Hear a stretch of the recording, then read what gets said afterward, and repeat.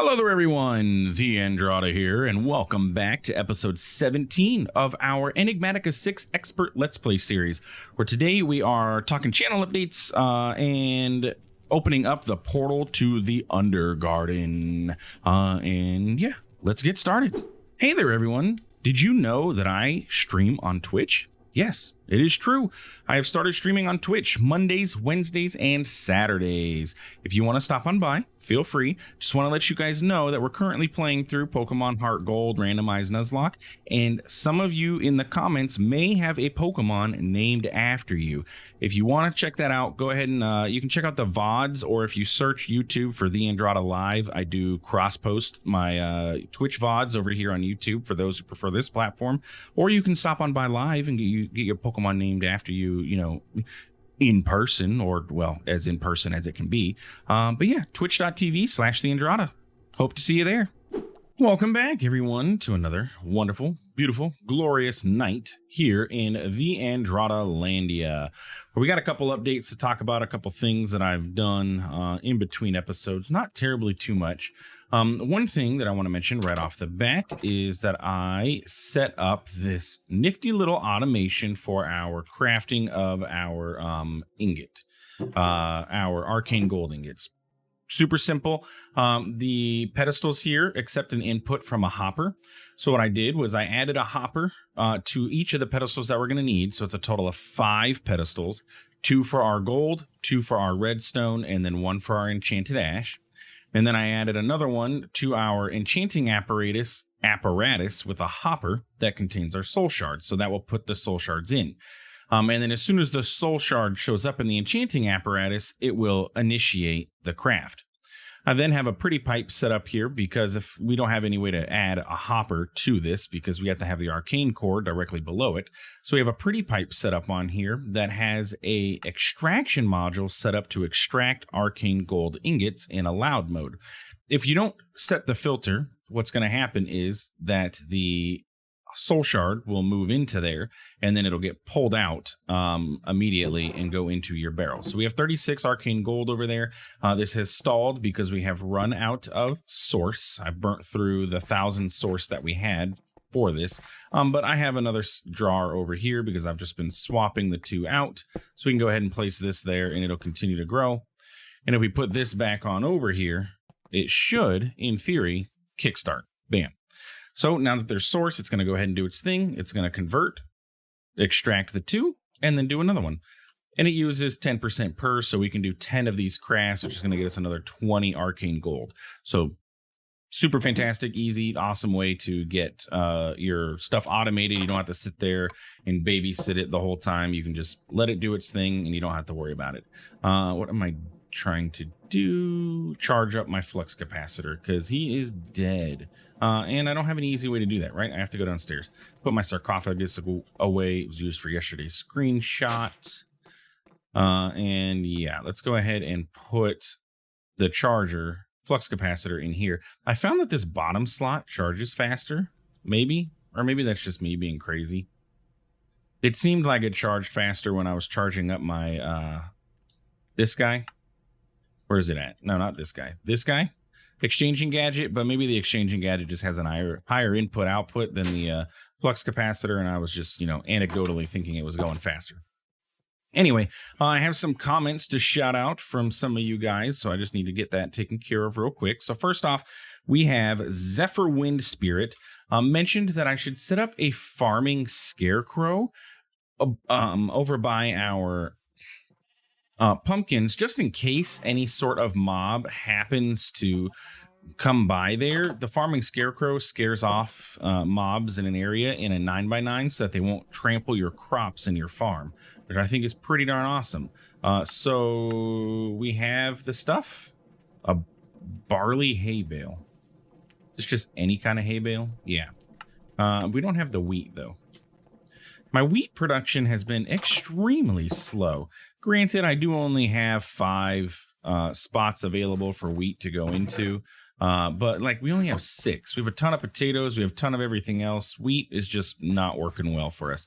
So we'll just leave it as is for now. I don't like that that's not Podzol and everything else is. But yeah, we'll just leave it alone and see where it ends up. Okay, what's going on here, though? Why am I picking up logs? It's like something's getting rejected somewhere. Anyway, so I'm going to keep that on my to-do list, but thank you, Zephyr Windspirit, for letting me know about that.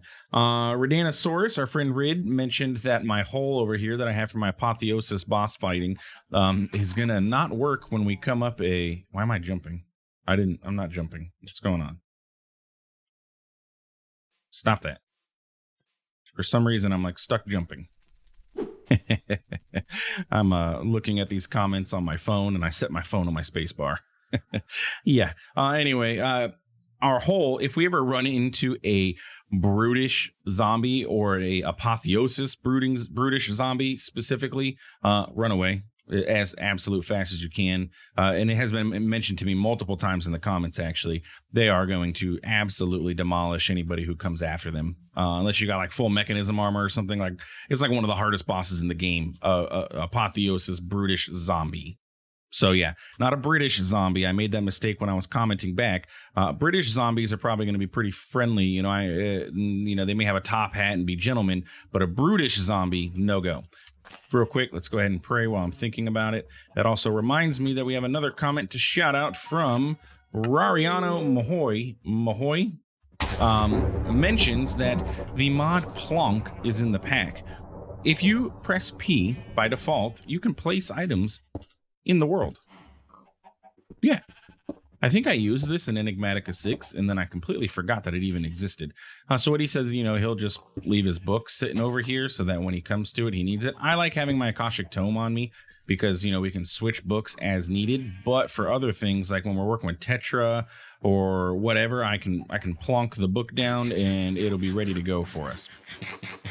Theana W mentioned that I was mistaken. Oh, I keep eating those. Stop it. I keep resetting my buffs. I was mistaken when I mentioned that the Crystallizer requires lapis in order to do its craft. It actually doesn't. That is a 1.18 change for Ars Nouveau. And look, for some reason we jammed up. What's going on? Oh, we must have ran out of Enchanted Ash. Okay. All right. You can go back in there. We'll leave this set up, and we have 48 arcane gold. I think that's a pretty darn good number. So yeah, the Crystallizer just generates source gems out of thin air. No need for that. V mentioned that if I'm looking for the Vexing Archwood, I should look for spots that on our map that are purple. It'll be an easy way to find them if I look for like these purple areas. Maybe like a dark purple or something. So I will scroll through the map and look through and see if I can't find like some of this. We have, oh, like, I bet you down here. No, that's terracotta. Okay. Scott Christofferson has given me quite a bit of tips on Eidolon and our magic progression here, specifically that if we look at our magic workbench here, this is not normal carpet. Look, that's red linen carpet. Do not be confused. Do not be tricked and think that you're going to be able to jump right into this super easy, because you can't. Red linen carpet. So if you look at the recipe for linen carpet, that is going to be, linen carpet's fine. That is going to be crafted from 2 white linen to make 3 white linen carpet. And then your linen is going to be crafted from these bolts of linen cloth. And those are made from 3 linen thread. So you need a total of 12 of those linen thread to make 1 white linen. So you need 24 total for this craft. And those are made from 8 flax in a stick or 8 cloth scraps in a stick. Luckily, I happened to look into my inventory because I don't have any flax growing or anything. I happened to look. We have 1 flaxseed. Don't know where I got it from. It must have been from breaking vein mining or something. I don't know. I happen to have 1 flaxseed in our system, so we're gonna go ahead and plant this. And I believe this is a standard plant. Like, it's not anything crazy. Do I need all these source berries still? Maybe not. We'll go ahead and plant that there. So yeah, we got that going. Also mentioned that this tooltip exists on the Soul Enchanter, which wasn't there before, but I reloaded my world. I literally do not remember ever seeing this, but it's there now. But the Soul Enchanter may only be used in the Nether and only after crafting a Hellfire Forge from Blood Magic. Hellfire Forge. So we can't even get into the Soul Enchanter until we do this, which requires us to get into occultism, and fairly far into occultism, like and into Botania too. So yeah, we're not going to be getting into the Soul Enchanter anytime soon. Yeah, this is what, tier 2? Yeah. So Soul Enchanter, probably just going to take that off our list. We're not getting into that soon. And then finally, I'm going to butcher this name, but it is Ahmet Amir Gurdal mentioned that Refined Storage, if we take a look at Refined Storage, its costs are a lot. I don't know if this is going to tell us.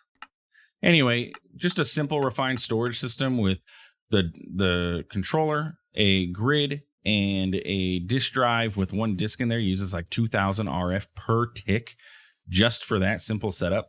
So Refined Storage is not something we're going to be able to get into at any time soon. We're going to need to be getting into some other sort of power gen system before we can even consider diving into that.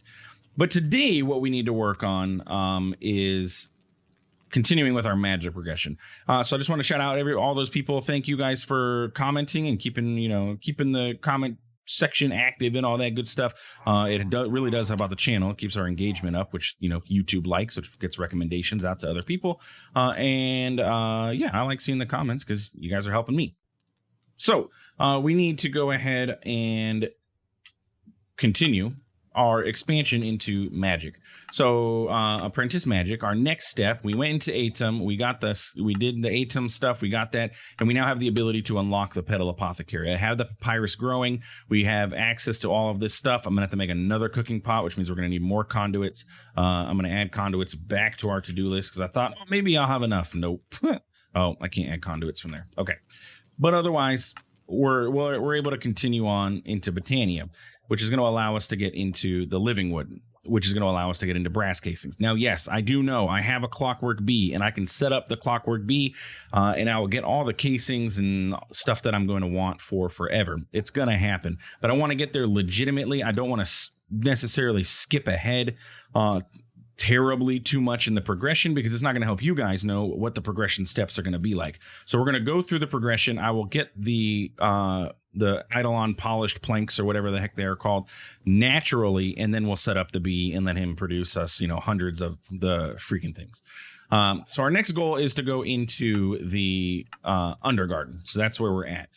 Can I add this to my to-do list from here? I can. So what I need to do is go ahead. We need 4 of these inlays.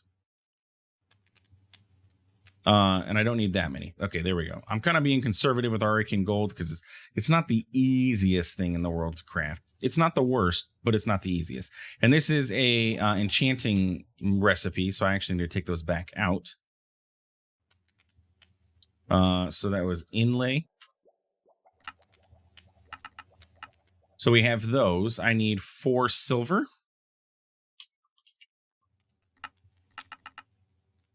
And a aquamarine, and pray that I have enough source because I didn't realize this was a crafting recipe like that. Okay. And it's nighttime, so let's go ahead and go to sleep. Oh, one more thing. Some point in between episodes in Atom, I'm not entirely sure, we unlocked a new trinket. So we have the horseshoe set up right now, but I unlocked this one called Ash Gloves, which is a legendary rank trinket, and I believe this is like a super OP trinket. It makes it so that our attack speed is almost instant, and we can spam click for damage. I think that's the one that Direwolf was using long ago when he was playing through Enigmatica 6 for his 30 episodes that he played before he gave up on it. So yeah, where is this coming from? I don't know where these are getting rejected from. I bet you it's bouncing. It's trying to pull from there, bouncing into here, and then getting spit out into the world. Something like that's happening. Anyway, we have plenty of source there, so we're going to go ahead and take these out. And we need to open hand this.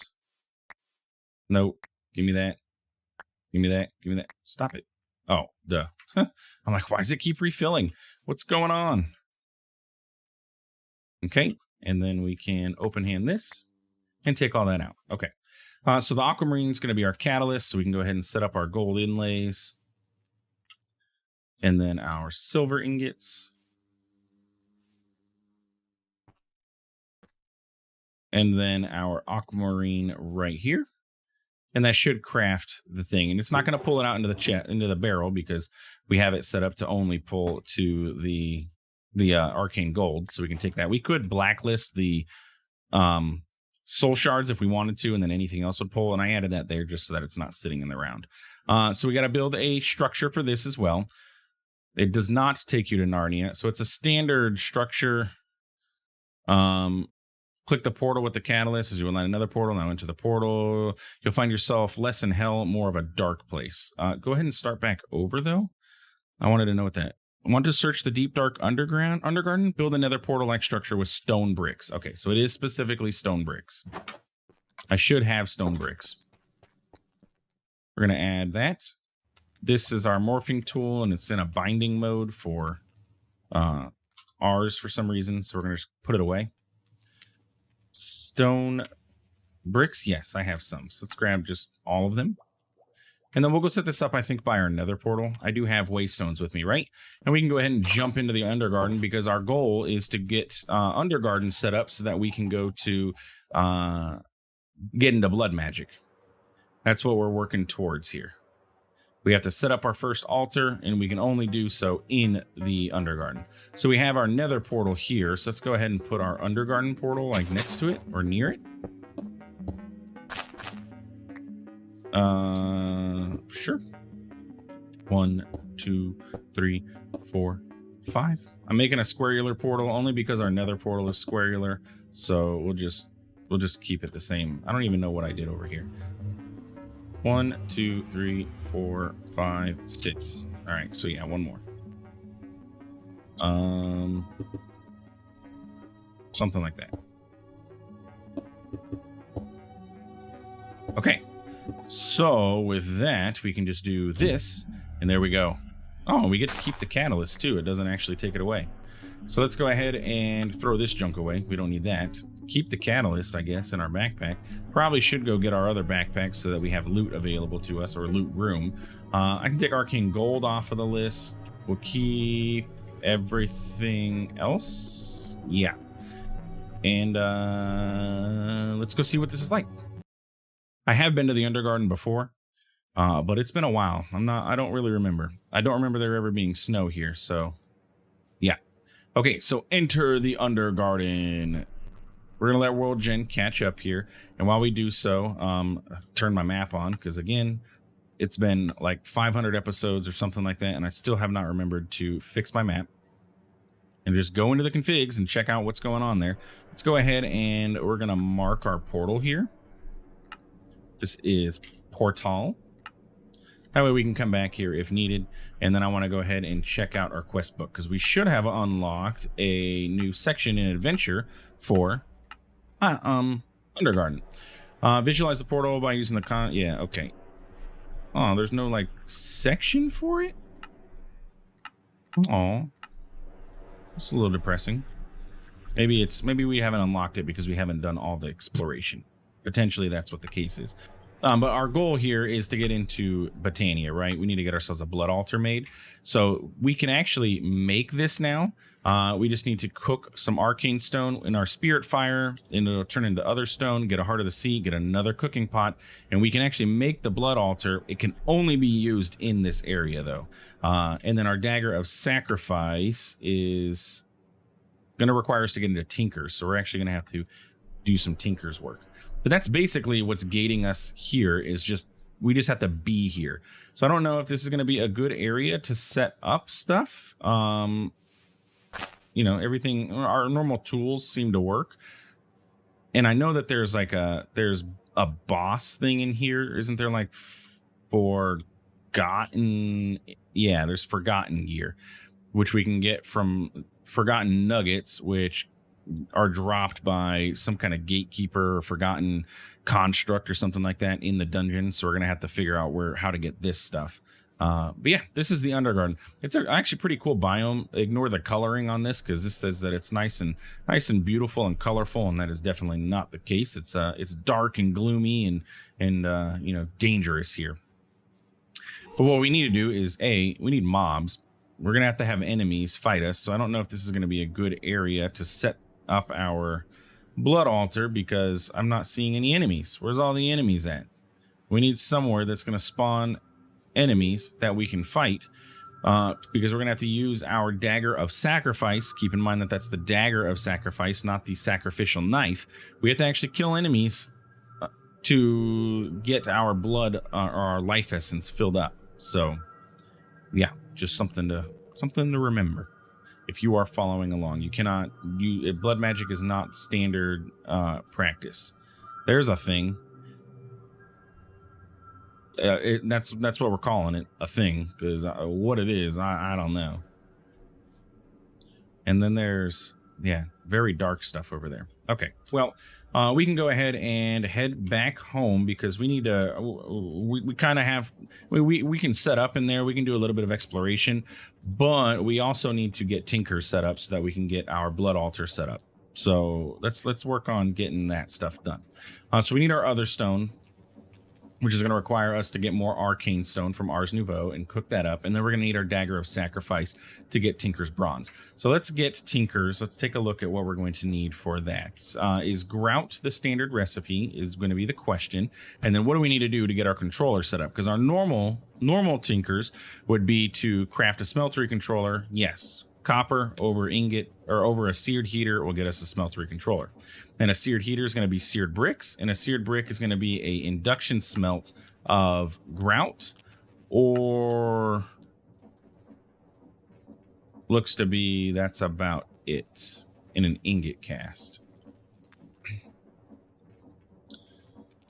Okay, so we need the seared heater. We're also going to need to get started. What is the block called? The heater uses solid fuels. And then we're going to need the melter. Disabled in expert mode. Use the smeltery controller instead. What? Molten copper.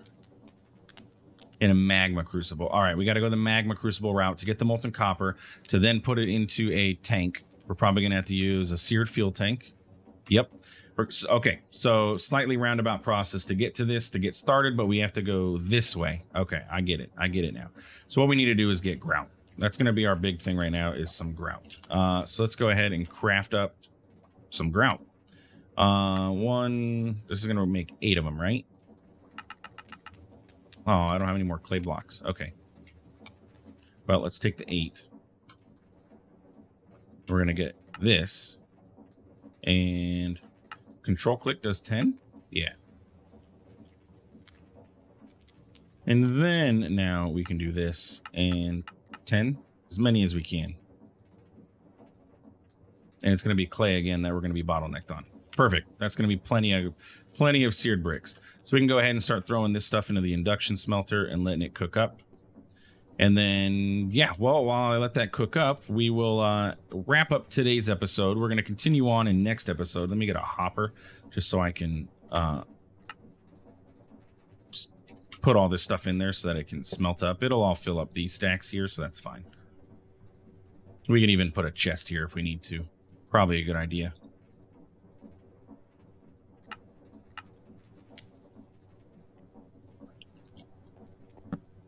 Go ahead and not that one, but that one, auto output to the right and input. Do you not allow? Oh, there we go. I was gonna say you don't allow a hopper to put into you, but you do. So we're gonna let this stuff cook up, get ourselves our seared bricks. We're gonna work on getting our magma crucible, which requires seared bricks, requires a basin, requires some copper coil blocks, uranium gears. I can go ahead and craft all this stuff up. We've seen it all before.